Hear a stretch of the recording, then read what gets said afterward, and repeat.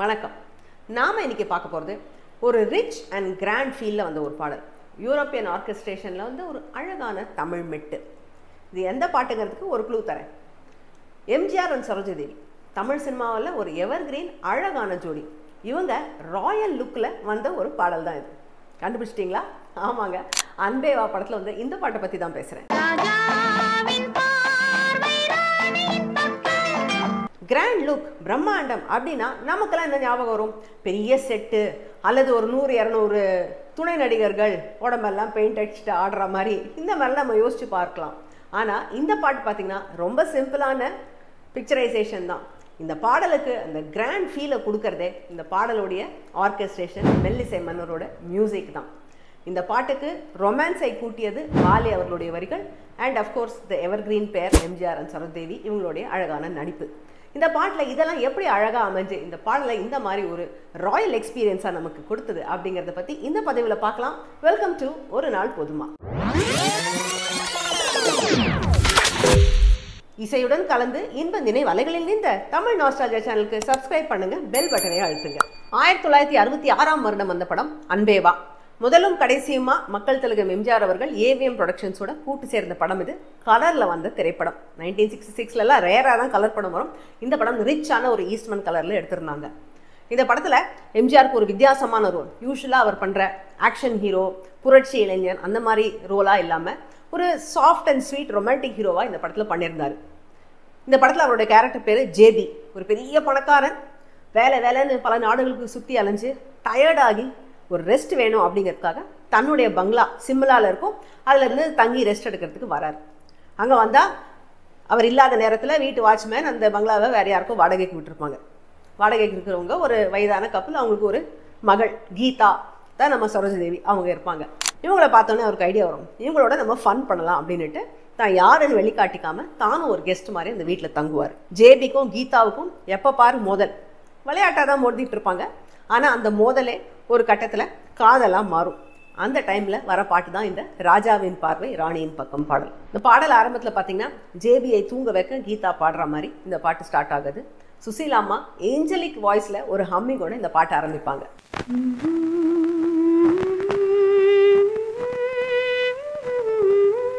அதை தொடர்ந்து piano and harp ஒலிகளோட இந்த பாடல் ஒரு ஃபேண்டசி உலகத்தில், ஒரு கனவு உலகத்தை நம்மளை கூட்டிட்டு போகுது.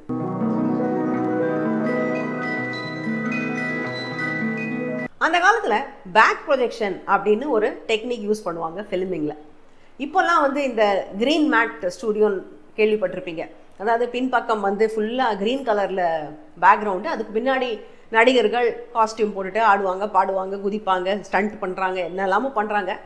எடிட்டிங்கில் அந்த க்ரீன் கலர் பேக்ரவுண்டை எடுத்துகிட்டு அங்கே வந்து என்னென்னமோ உலகத்தை சிருஷ்டி பண்ணிடுறாங்க. ஸோ நமக்கு பார்க்கும்போது அவங்க பறக்கிற மாதிரி இருக்கும், இல்லை ஏதோ ஒரு மேல் லோகத்தில் நடக்கிற மாதிரி இருக்கும். என்ன வேணாலும் காட்சியை அமைச்சுக்கலாம்.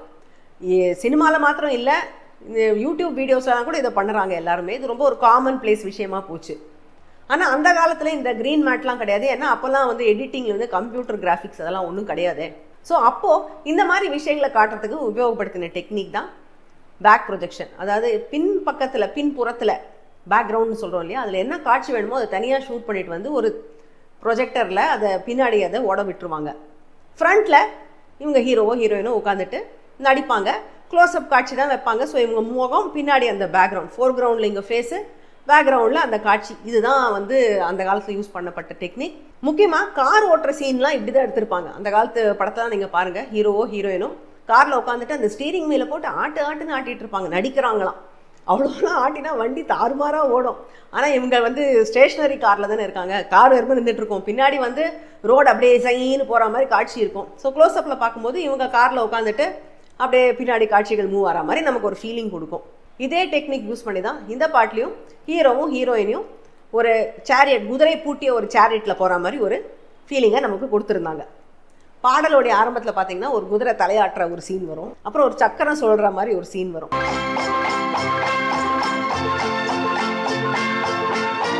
அதுக்கப்புறம் அவர் எம்ஜிஆரும் சரோஜாதேவியும் ஒரு சேரியட்டில் உட்காந்துட்டு இருப்பாங்க. அவர் கையை ஒண்டி அந்த குதிரையோட கடிவாளம் அவர் கையில் இருக்கும், அதை ஒண்டி ஆட்டிகிட்டு இருப்பார். கொஞ்சம் லேசாக இப்படி அவங்க ஆடுவாங்க, அவ்வளோதான். மற்றபடி பின்னாடி வந்து ஏதோ ஒரு ஃபேண்டசி ஒரு பேக்ரவுண்ட் போட்டிருப்பாங்க. இவ்வளவுதான் இந்த காட்சியே. இந்த குதிரையை அதுக்கப்புறம் காட்டவே மாட்டாங்க. ஆனா நமக்கு அவங்க பாடல் ஃபுல்லா குதிரையில போற மாதிரி ஒரு ஃபீலிங், அந்த சேரியட்ல போற மாதிரி. காரணம், இசையில நம்ம மெல்லிசை மன்னர் அவர்கள் அந்த குதிரை சத்தத்தை பாடல்ல கொடுத்திருப்பார்.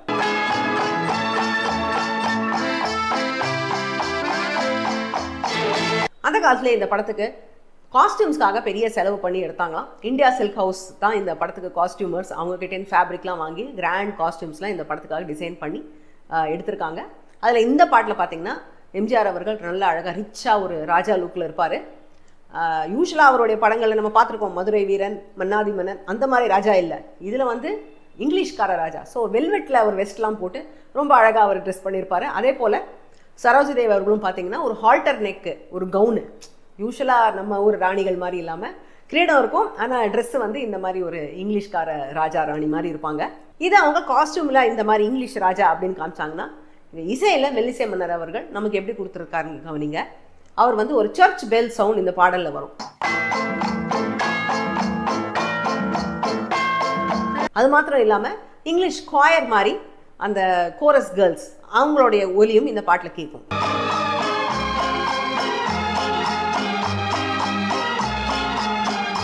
பாட்டை பாடுறது வேற யாரு, டிஎம்எஸ் சாரும் சுசீலாமாவும் தான். ரெண்டு பேருமே ரொம்ப அழகான ரொமான்டிக் ஃபீலர் பியூட்டிஃபுல்லாக பாடியிருப்பாங்க.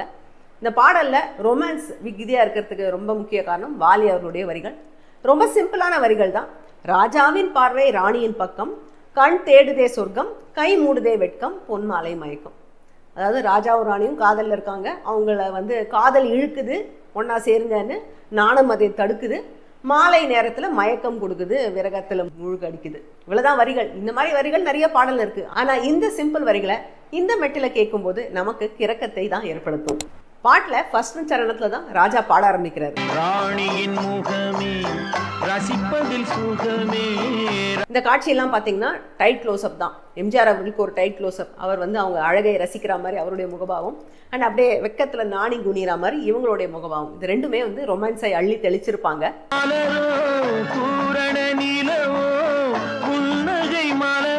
இந்த மாதிரி க்ளோஸ்அப் காட்சி மாத்திரம் வச்சு ஒரு கிராண்ட் ஃபீலிங் கொடுக்கறது ரொம்ப கஷ்டம் இல்லையா?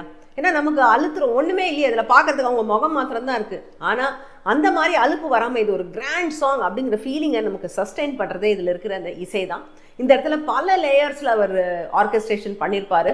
குதிரை ஓட்டுற சத்தம், பாடும்போது பின்னாடியே ஸ்ட்ரிங்ஸ் பேக்கிங் இருக்கும், அக்கார்டியன்ஸ் நிறைய யூஸ் பண்ணியிருப்பாங்க, பெல் சத்தம்னு இந்த மாதிரி பல லேயர்ஸில் இந்த இடத்துல ஆர்கெஸ்ட்ரேஷன் இருக்கவே நமக்கு அந்த ரிச் ஃபீலிங் இந்த இடத்துல சஸ்டெயின் ஆகுது. முதல் சரணத்துக்கு அப்புறம் குதிரையை விட்டு இறங்கிடுறாங்க ராஜாவும் ராணியும். ஒரு புல்வெளிக்கு வந்துடுறாங்க. இந்த படம் ஷிம்லாவில் எடுத்திருந்தாலும் நிறைய காட்சிகள் ஊட்டியில தான் எடுத்திருக்காங்க. ஷிம்லாலே மொத்த படத்தையும் எடுக்க முடியுமா? ஸோ இந்த பாட்டில் இந்த second half probably Ooty botanical கார்டன்ஸில் எடுத்திருப்பாங்க. புல்வெளியில் ரெண்டு பேரையும் உருள விட்டாங்க. நிறைய டான்ஸ் மூவ்மெண்ட்ஸ்லாம் கூட இருக்காது. சிம்பிளாக தான் எம்ஜிஆர் அவர்கள் 2 ஸ்டெப் போடுவார். அதுக்கப்புறம் அவங்க வந்து புல்லில் தான் படுத்துட்டு பாடுற மாதிரி தான் இருக்கும் காட்சி. காஸ்டியூமே இந்த இடத்துல மாறிடும். முதல்ல அந்த இருந்த அந்த இங்கிலீஷ்கார ராஜா ராணி உடை மாறி சாதாரணமாக ஒரு பட்டு சாரி, ஒரு நல்ல ஜாக்கெட், அந்த மாதிரி ட்ரெஸ் போட்டுடுறாங்க. இந்த ஃபேண்டசி எலிமெண்ட்டை மெயின்டைன் பண்ணுறதுக்காக அந்த புல்வெளியில் பின்னாடி ஒரு மஞ்சள் கலரில் புகை விட்டுருப்பாங்க. கவனிக்கலையா? இப்போ கவனிங்க.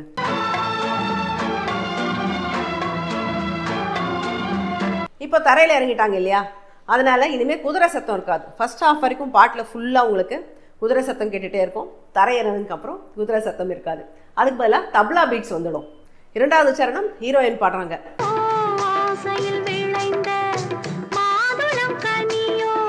வாலியர்களுடைய வரிகள் பாருங்க. இந்த இடத்துல அழகா எழுதியிருக்காரு. ஆசையில் விளைந்த மாதுளம் கனியோ, தன்னை சொல்லிக்கிறா கனிதழ் தேடும் காதலன் கிளியோன்னு. அவன் வந்து கிளியா இவளை கொத்த வரானாங்கிற மாதிரி தன்னையே வந்து ஒரு ஆப்ஜெக்ட் ஆஃப் டிசைரா அவர் சொல்லிக்கிறா. அடுத்த லைன்ல உனக்கென பிறந்தேன் உலகத்தை மறந்தேன் அப்படின்னுட்டா. ஸோ நானும் அந்த காதல்ல சரண்கிற மாதிரி ரொம்ப அழகா அவளுடைய பாயிண்ட் ஆஃப் வியூல இந்த வரிகள் வருது.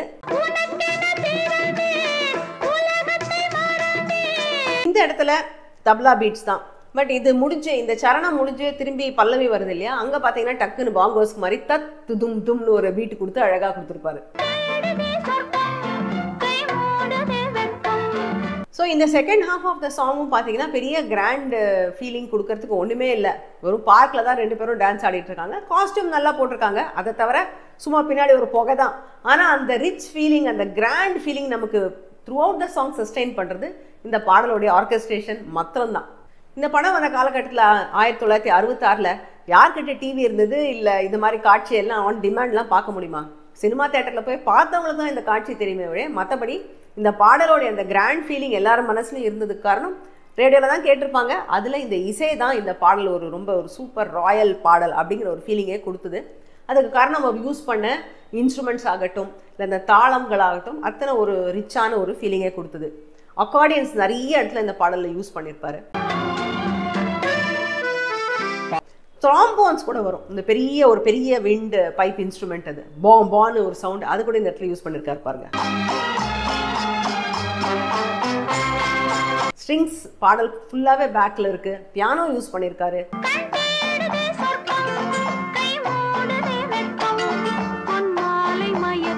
ஸோ இது எல்லாமே ஒரு யூரோப்பியன் ராஜா ராணி அப்படிங்கிற ஒரு ஃபீலிங்கை கொடுக்கறதுக்கு நிறைய வெஸ்டர்ன் இன்ஸ்ட்ருமெண்ட்ஸ் அண்ட் ஆர்கெஸ்ட்ரேஷன் இந்த பாட்டில் யூஸ் ஆயிருக்கு.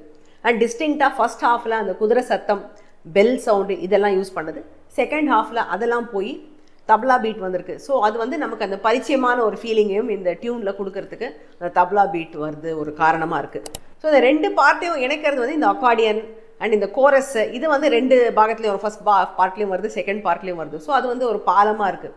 ஸோ ஆக மொத்தம் இந்த பாடலோட கண்டினியூட்டி மாறல, லொக்கேஷன் மாறுது, அதுக்கேற்ற தாளம் மாறுது, ஆனால் கண்டினியூட்டி விடாமல் இருக்குது. ஸோ இந்த மாதிரி யோசிச்சு பல விஷயங்களும் இந்த பாட்டில் மெல்லிசை மன்னர் அவர்கள் ரொம்ப அழகாக கொடுத்துருக்காருன்னு சொல்லணும். இந்த பாட்டில் நடித்தவர்களுடைய முகபாவங்கள் அண்ட் வாலி அவர்களுடைய வரிகள் இதெல்லாம் ரொமான்ஸை கொடுக்குதுன்னா, மெல்லிசை மன்னர் அவர்களுடைய இசை தான் இந்த பாடலுக்கான அந்த ராயல் செட்டிங்கை நமக்கு கொடுக்குது. இந்த பாடலில் நடித்தவங்க இன்னைக்கு நம்மளோட இல்லை, ஆனால் இந்த பாடல் இன்னும் பல காலத்துக்கு நம்ம கூட தான் இருக்கும், நம்ம மனசில் ஒலிச்சிட்டே இருக்கும். ஏன்னா அந்த அளவுக்கு ராஜா ராணி அப்படின்னு உடனே நமக்கு முதல்ல நினைவுக்கு வரும் பாடலாக இதுதான் இருக்குது அப்படிங்கிறதுல ஐயமே இல்லை. உங்களுக்கு இந்த பாடலில் மிகவும் பிடித்த அம்சம் என்ன அப்படிங்கிறத கமெண்ட்ல எழுதுங்க. நான் உங்களை மறுபடியும் இன்னொரு எபிசோட ஒரு நாள் போதுமால சந்திக்கிறேன்.